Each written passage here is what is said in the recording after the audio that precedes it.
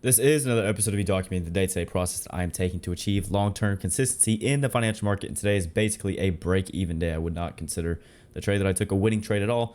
But before we get into the breakdown, there's a couple things that I want to mention. Number one, I finally got a TradeZilla affiliate link. And if you've been following me on my channel, you know that all my breakdowns are literally in TradeZilla and all my processes and systems are integrated into TradeZilla. So if you use the link to purchase TradeZilla that I have, I don't know where I'll put it in the description or the bio, whatever, you can help support me and support the channel. And on top of that, you are making an investment in yourself and your trading career, because I definitely believe in TradeZilla as a software, as a product. This has shaped my trading game 100%, because now everything I do is right here and I know all my numbers. And I know all my data, I know all my statistics. So it's not that I'm just trying to sell you something. This is something that I actually believe in. And number two, a second idea that I had was starting a channel membership, because I'm about to qualify for that. You need 3,000 watch time hours. I'm almost at 3,000. And I was thinking about just doing, a little extra for those people who actually are serious subscribers to the channel and actually support me, like some of you guys who consistently comment on each and one of the every videos. I would probably just put all my systems and processes that I have into like a Google Drive or something, upload it there so you guys can take a look at it, maybe copy it if you want, maybe take something out of it, whatever you want to do with it to, I don't know, add a thing or two to your own trading system, maybe learn from me, maybe even critique me. So that would be another cool idea as well. Maybe do like a couple of live streams a week, just where we can just like hang out and talk, whatever, member posts, things like that. So two things going on right now outside of trading. And with that being said, now we can get into the breakdown. Nothing really going on today. I just said I literally don't say at all.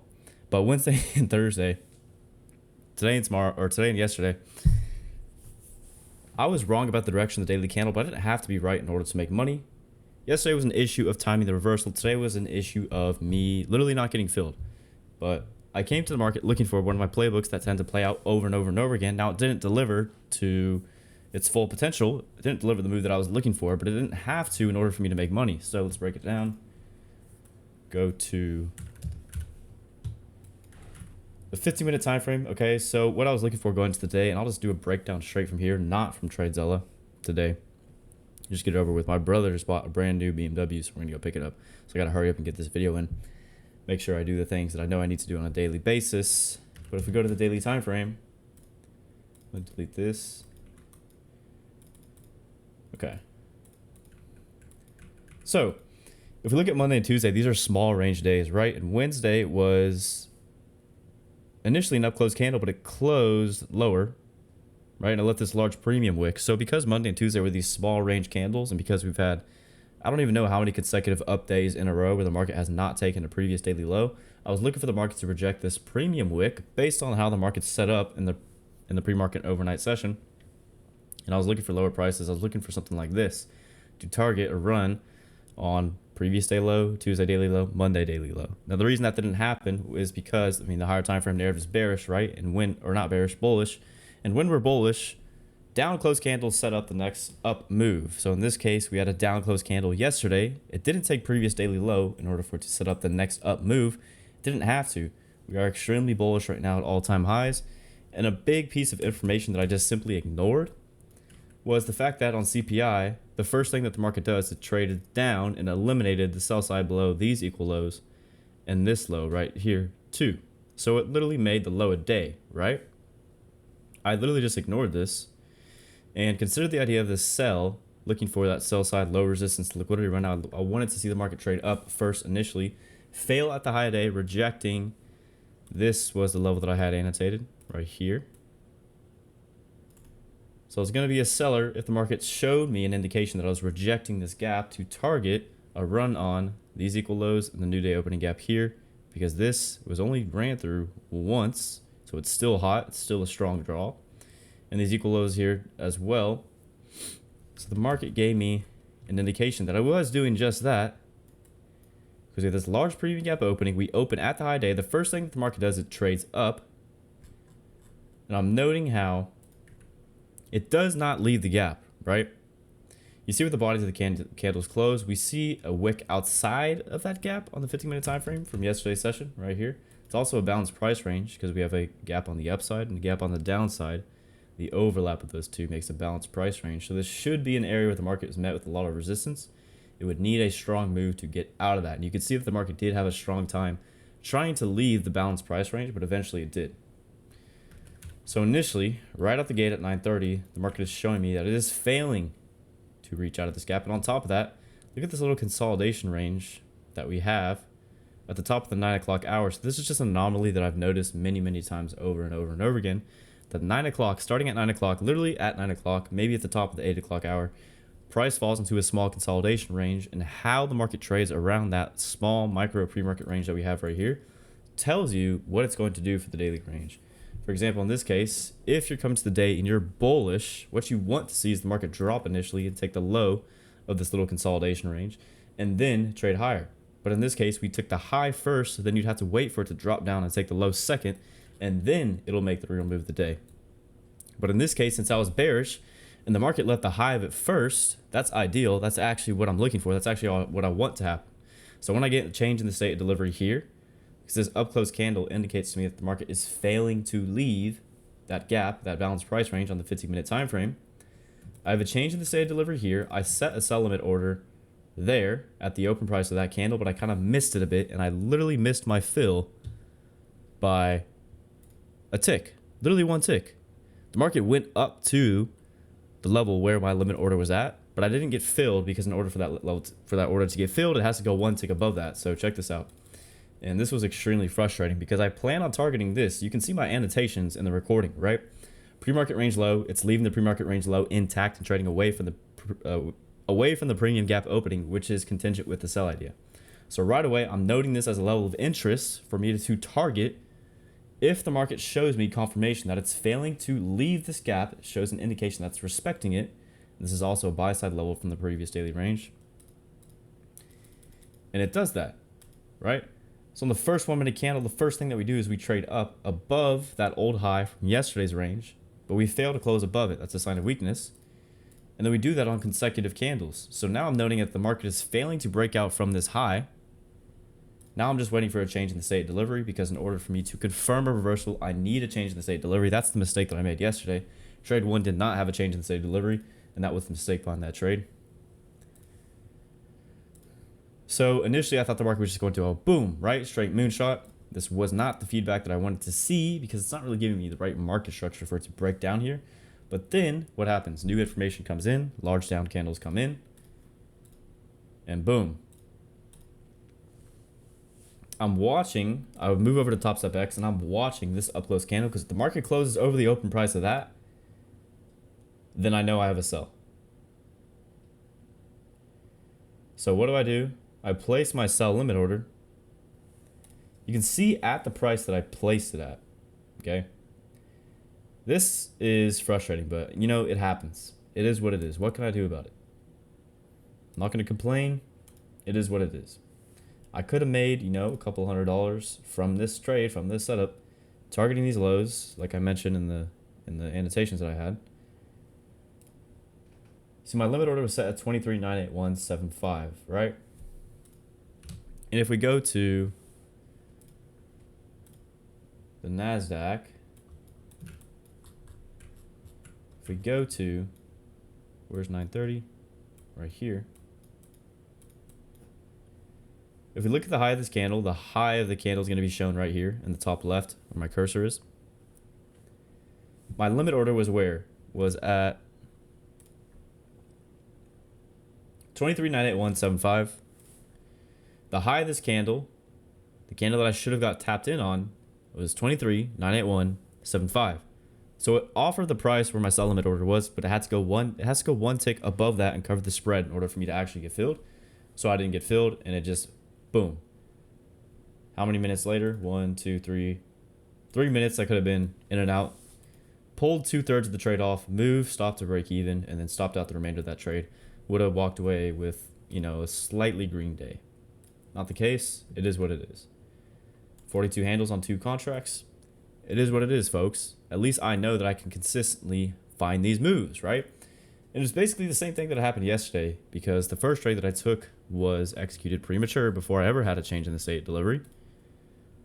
On this candle right here, never had a change in the state delivery there. The second trade that I took was not a terrible entry. I essentially did have a change in the state delivery, but it just didn't work. And then finally, when the market did actually give me the change in the state delivery, that was when I had already stopped out twice. So I have a rule that states 2 losing trades. That's it. No more. You're done. 2 bullets. That's all I got. So I'm not able to execute it on the third time because I'm disciplined. I stick to my rules. I'm not breaking them. I'm not violating them.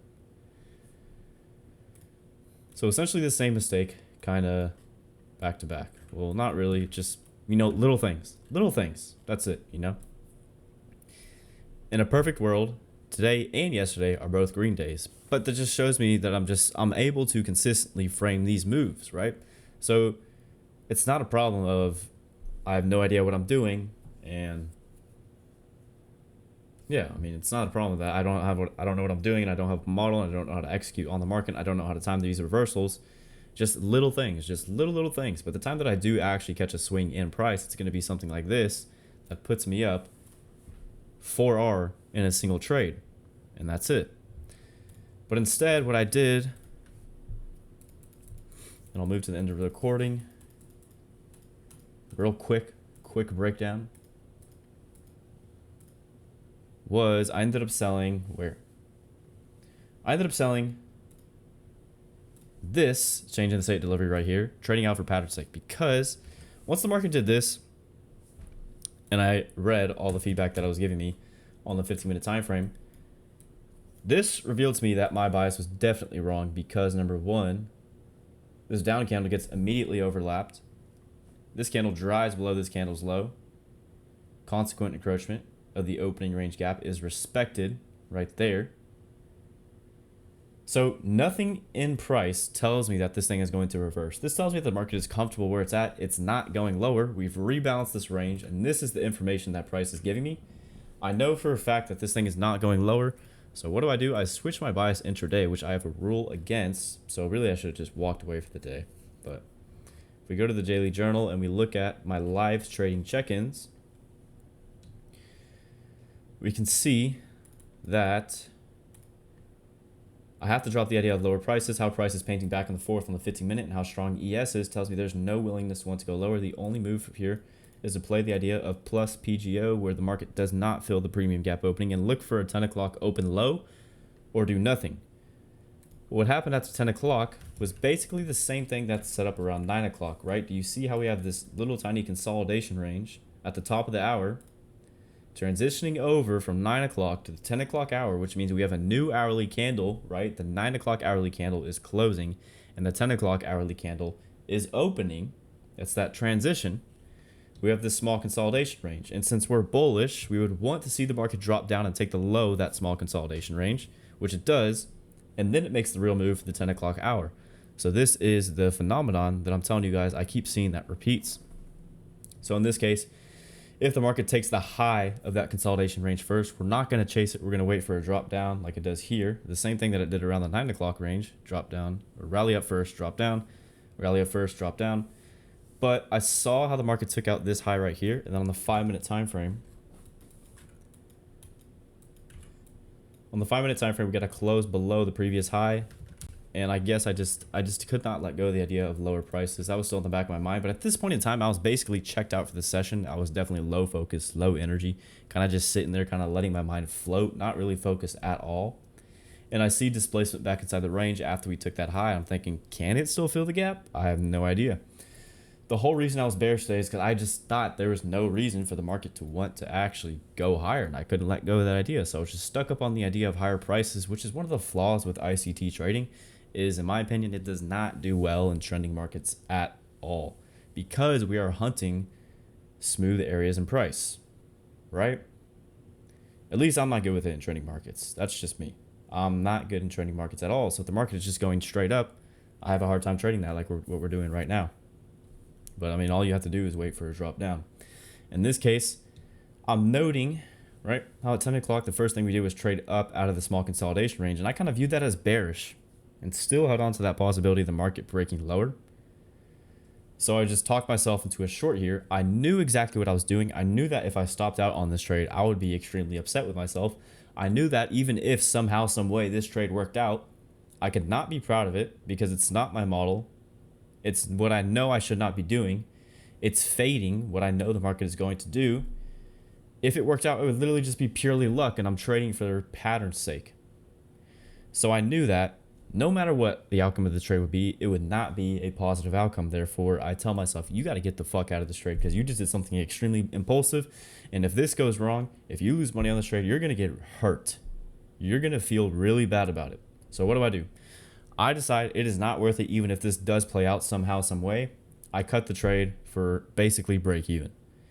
What does that do? Prevents a loss. So though I was not on side today with the market actually going higher, there's a lot of things that I did right to prevent losses, like what I just explained. And the second reason, or the second way that I prevented a loss today, was I was feeling a lot of FOMO because I didn't get my fill here, right?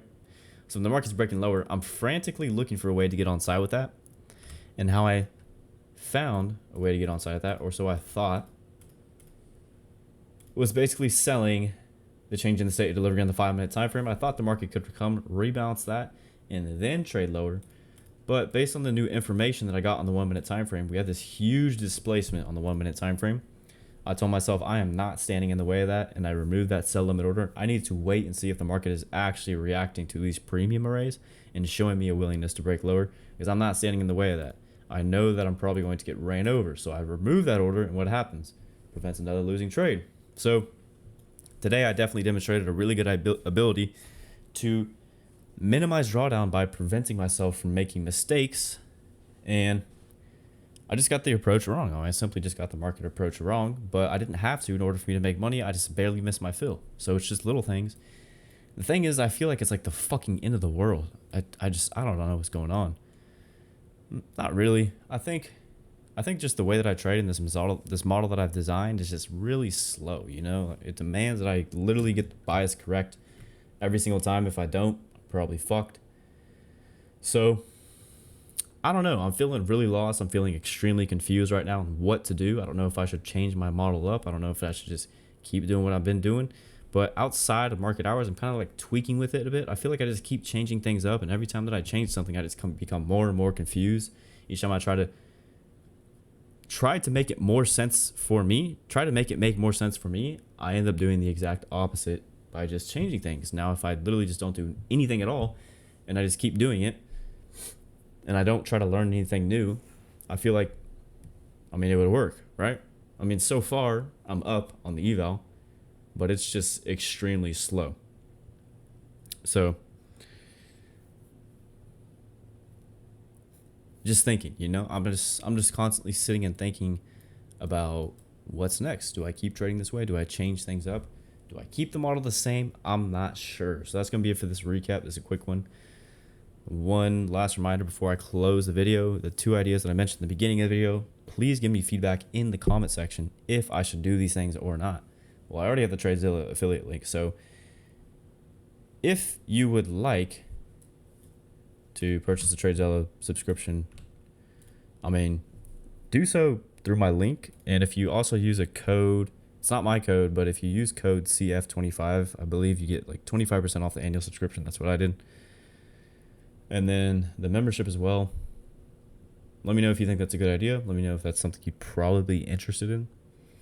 I think these 2 things would help me, would supplement income to my trading journey while I learn how to become a profitable trader. So there's not so much pressure on me to, have to make this work right now, because I still literally have 0 income and I'm spending well over $1,000 a month. So the pressure's on, right? So it's going to be it for this one. I appreciate you supporting the channel, and I'll talk to you tomorrow.